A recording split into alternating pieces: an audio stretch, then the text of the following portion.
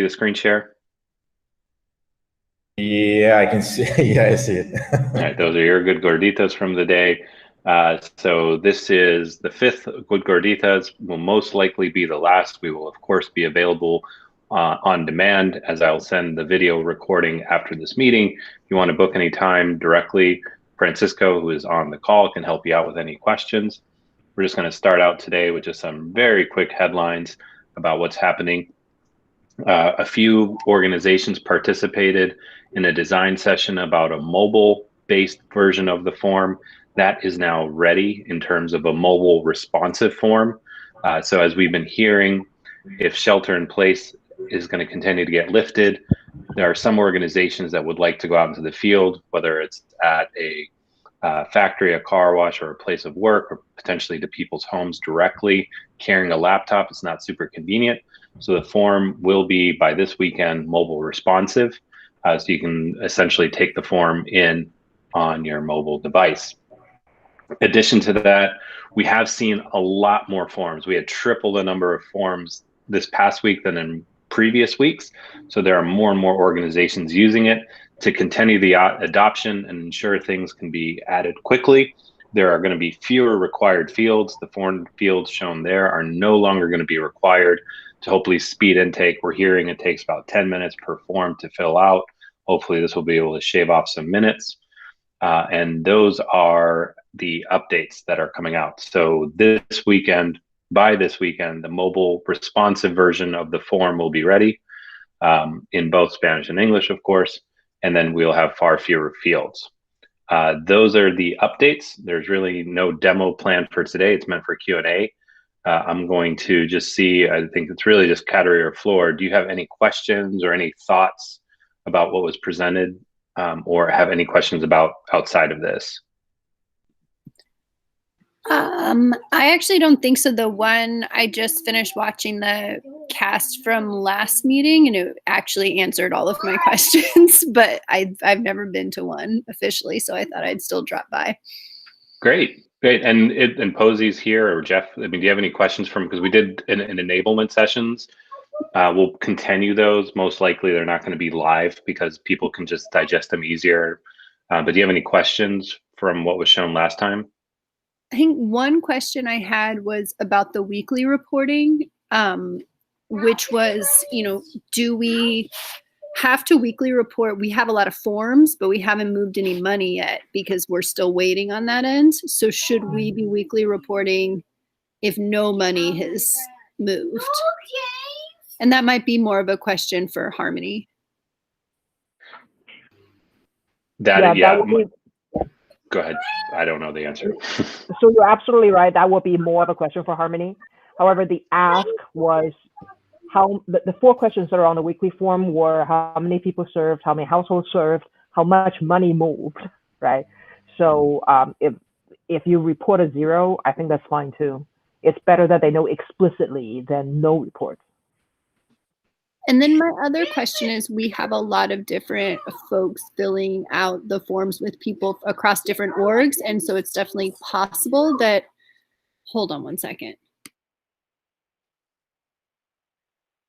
I think with shelter in place, we're all dealing with similar. I just had to put 2 lunches on the table and rush over. Yes.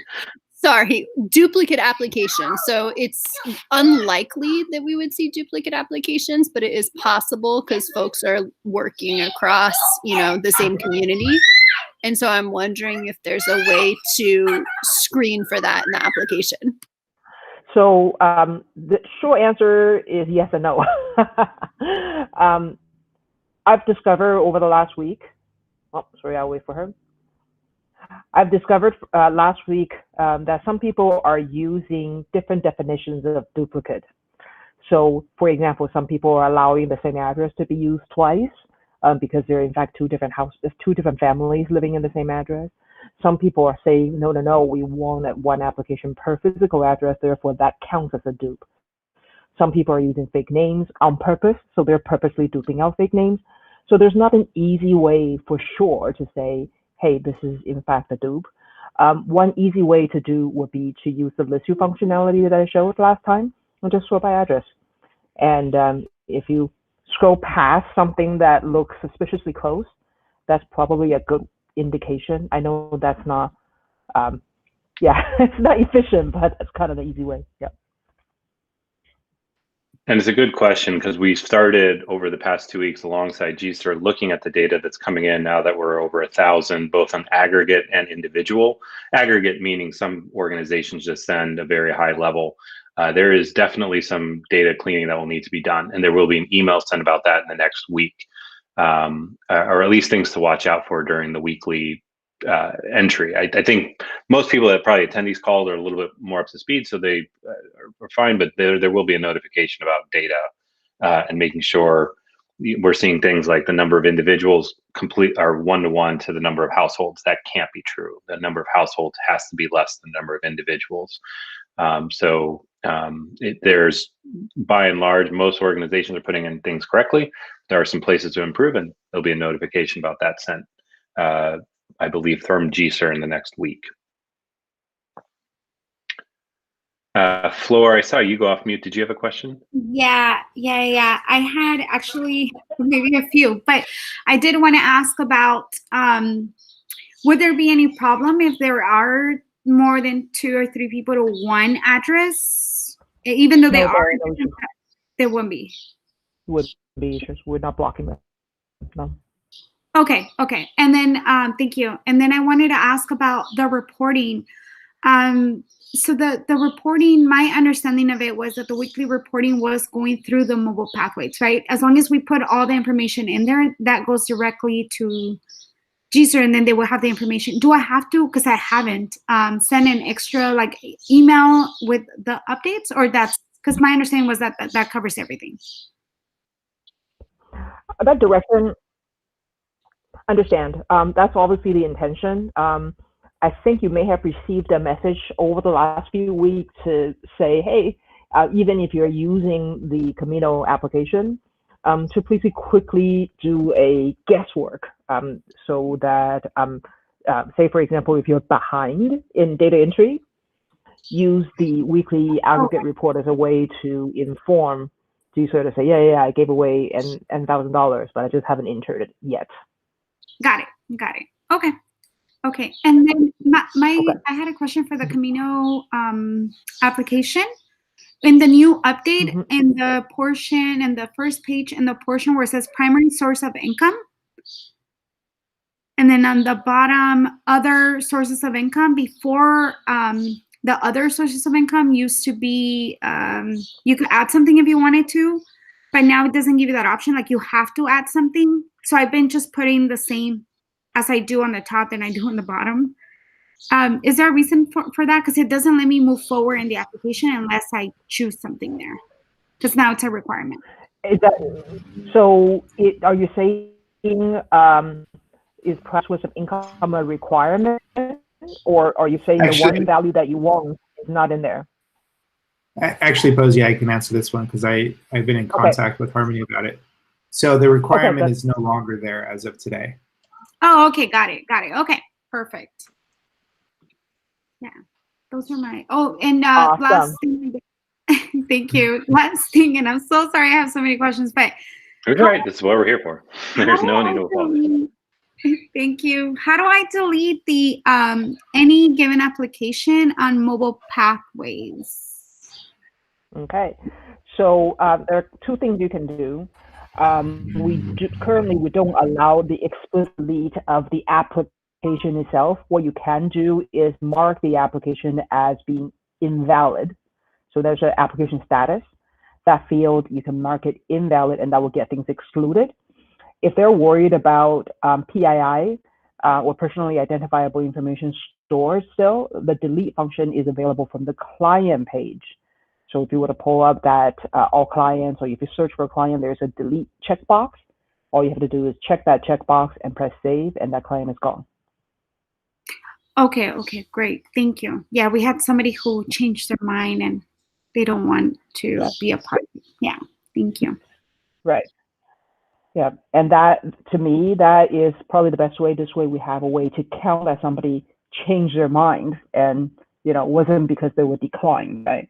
At the same time, we also explicitly erase any information about them, any identifiable information about them. Got it. Thank you. That works. Awesome. I think I saw in text that there's another question.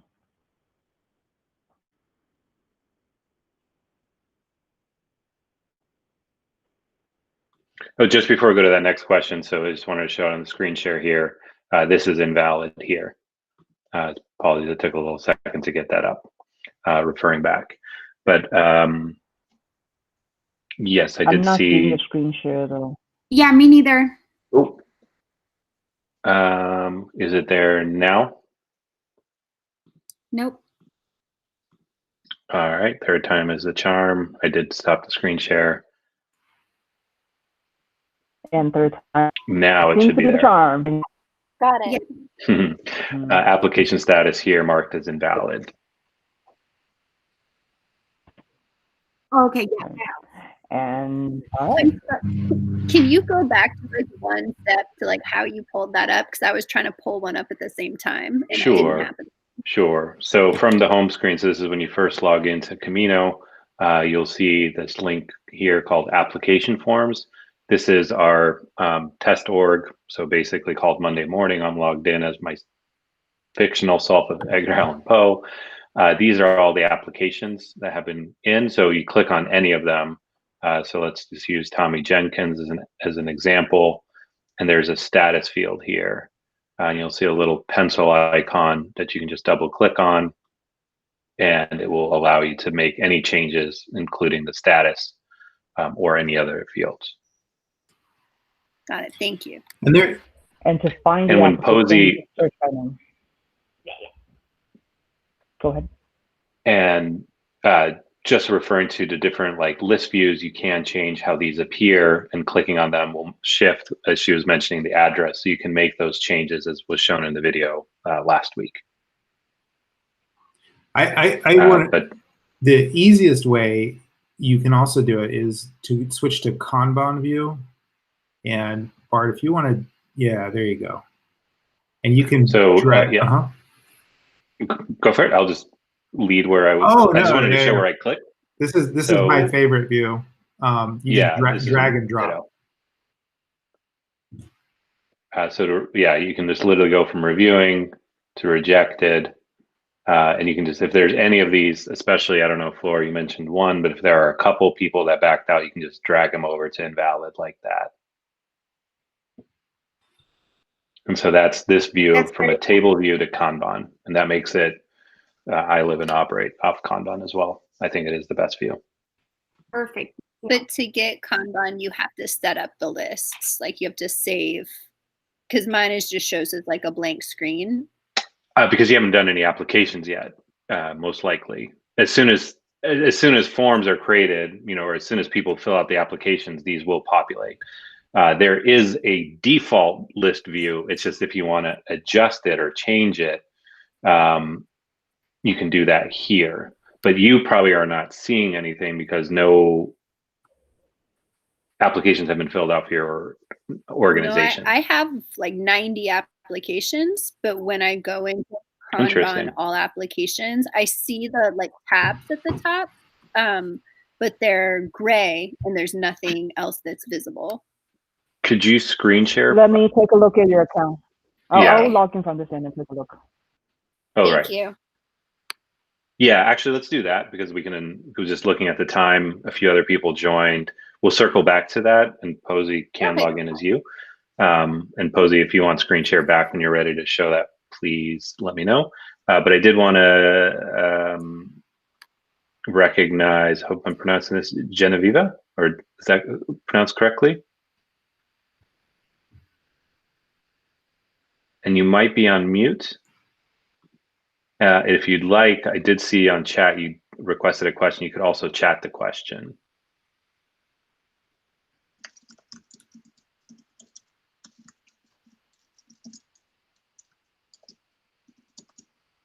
All right, we will wait.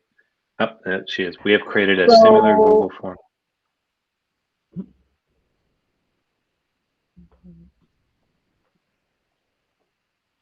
So this talks about upload. We have agreed that for one-time upload, we can help. So I would encourage you to talk to us about the one-time upload. We have a template, and it's, especially if the volume is high, it's a lot easier to automatically upload. So I would wait till I'd wait till you have enough that you'd like to upload directly, and then is the protocol Posey that to log a ticket in Camino or email or Francisco? Log a ticket in Camino. Okay, so to be able to. How much is enough? Based on experience, somewhere in the hundreds is probably enough. Lower than hundreds is a lot easier to just type it in. And to be able to do that, so when you have your 100-ish and ready to upload, log into Camino, and this is actually more than just data uploads, but get support. You can just click new here to open a ticket. There is a little type here. I would probably put this as a, what are we saying for data uploads, Posey? Doesn't really matter. Whatever it is, doesn't matter. Yeah. Data upload. Data upload. Well, you're not sharing your screen at the moment. Sorry, keep stopping. Going back to screen share. Alexandra, hang on. We're just going to get through this first. All right, so I'm just going to finish this and then circle back to Alexandra. We still have 10 minutes to get back to Katerina. So for data uploads or any ideas that you may have, there's a thing here called Get Support. You'll see an ability to log a new ticket. Just type in the type of a problem, data upload, and you'll be able to just quickly fill in the ticket here and then send us the file securely, because this is very important, right? We don't want to get emails because we have very sensitive information of undocumented immigrants. So please use this to create a ticket. Francisco or Posey will respond, and you will be able to upload your Google Sheet there or CSV file, as the case may be. Yep. And that's actually a similar question that Alexandra's asking, can we export the data? Yes, the answer is yes. You will run a report and export and say export save as CSV file.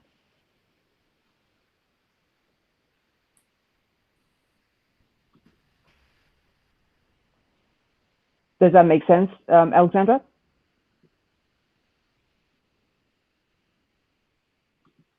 Sorry, I just had to step away just for a second. Could you please repeat that? I'm really sorry. You had asked, hey, is there a way to download all the forms and all the entries in one go? And the answer is yes. You would run a report and download it. What I would do is I will share with you a link that you can do that. I believe I saved it somewhere. I just can't get to it right now because I'm queued up to help. Okay. Okay. Hang tight for a minute. I saw some reports. See that? Yeah, there you go. You see that export function? So after you run a report, you would just hit export and save. I think that this is my own limitations, but I couldn't see how to run the report that has everything. And that's the link I will show you. Yeah, that's the link I will show you. Oh. And you can get to that. Got it. Thank you. Sorry. To be clear, Posey, do you mean show that on this call or after the call? If I can find it quick, I would love to show it on the call. In the next 8 minutes? One. Okay. If not, we'll post it. Okay. And maybe even put it on the homepage so that people get it. Yeah, that's a great idea. Let's add that to the homepage. And of course, when I send out the recordings, I'll send out that link to that. That's a common question we've been hearing. Correct. So yeah, I agree. I think for Alexandra and everyone else. Yeah, we can add it to the homepage. Yeah, it'll be right here. Mm-hmm. So before close out on mixed status families, we have to report only the partner who's on that. I think that's a GSIR question. Harmony probably needs to address that. Yeah, we're here more on the technical side. So That makes sense. about the mixed status families, please do follow up with Caleb or Harmony about that part.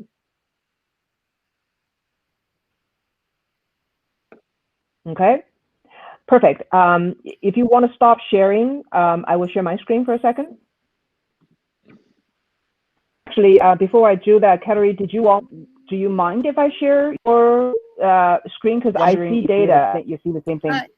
Yeah, that's fine. I've been playing with it here for a minute, and I saw that now I'm able to see the CAN bar for the application forms, but not for the clients.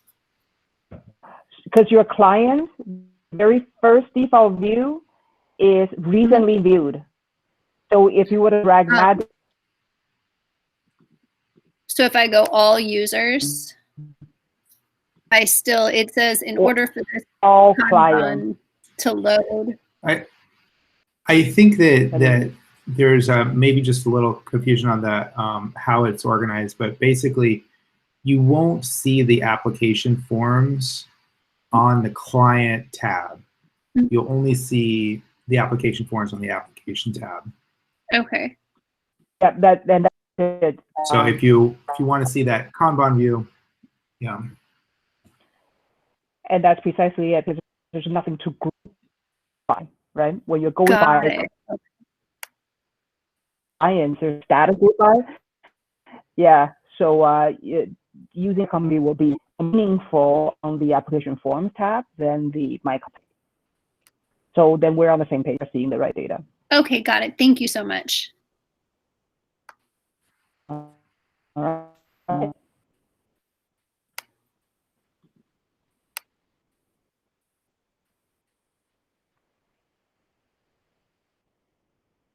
All right. With 5 minutes left, we're happy to. Any other questions? All right. I'm going to stop the recording. Unless Posey, do you want to add anything that'll go on the recording, or should I pause it at that point? Those who are wondering why do we have the My Client tab is the Mobile Pathways platform is designed to work more than just the intake. There's functionality behind it that we're certainly not sharing right now, and My Client is going to be a way that for you to access additional functionality if you so choose to stay with Mobile Pathway as a platform to help manage your efforts. So this functionality is more than intake. Okay. So for now, for intake only, definitely focus on the intake application form. And if you're interested in finding out other things that Mobile Pathways can do for you, definitely talk to one of us and we can give you a demo. Yeah, and on that note, actually, we will be doing webinars starting in July. All of our services are free for nonprofits to be able to ensure, equal access to justice for intending immigrants. And so we'll be starting those. We'll share that, of course, with this group as well as some others. So you can see what else may be able to be helpful to help your nonprofit do their job better, faster, and more effectively. I'm going to stop the recording at that point.